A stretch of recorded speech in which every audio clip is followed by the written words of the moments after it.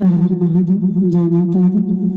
आज हम आप लोगों के सामने भोलेनाथ की कथा सुनाने जा रहे हैं। मुक्तिदाता शिव गुरु के बारे में कथा सुनाने से पहले हम आप लोगों को बताना चाहते हैं कि आप लोग मेरे चैनल को यदि सब्सक्राइब नहीं किए हैं तो सब्सक्राइब कर लीजिए। सब्सक्राइब करने से क्या होगा कि हम जो भी वीडियो डालेंगे तो आपके पास सबसे पहले पहुंचेगा। बेल आइकन को भी टच कर दें और कथा अच्छी लगे तो लाइक भी करिएगा और कमेंट में हर हर महादेव जरूर लिखिएगा। अब हम मुक्तिदाता शिव गुरु की कहानी सुना रहे हैं कि एक बार महर्षि गौतम के तपोवन में रहने वाले ब्राह्मणों की पत्नियां किसी बात पर उनकी पत्नी अहिल्या से नाराज हो गई।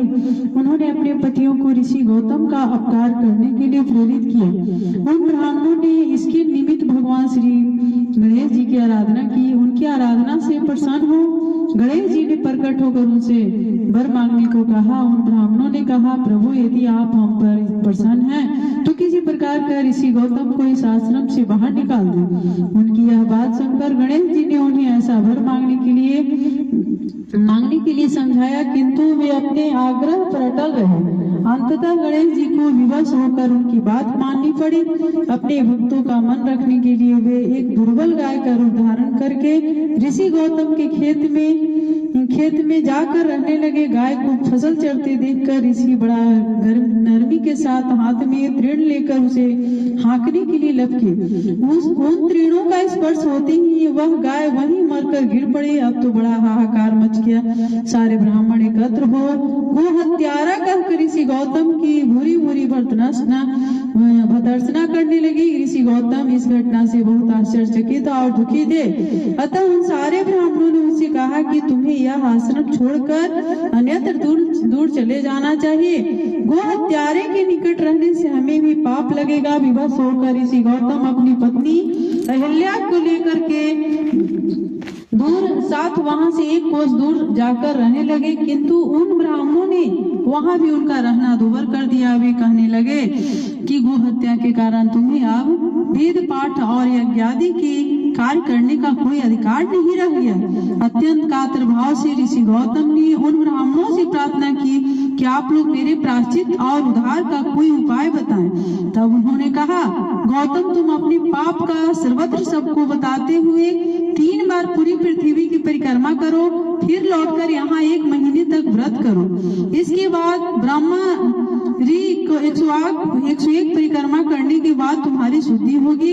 अथवा यहाँ गंगा जी को लाकर उसके जल से स्नान करके 1 करोड़ पार्थिव शिवलिंग से शिव जी की आराधना करो। इसके बाद पुनः गंगा जी में स्नान करके इस ब्रह्मगिरी की 11 बार परिक्रमा करो। फिर 100 घरों के पवित्र जल से पार्थिव शिवलिंग को स्नान कराने से तुम्हारा उद्धार होगा।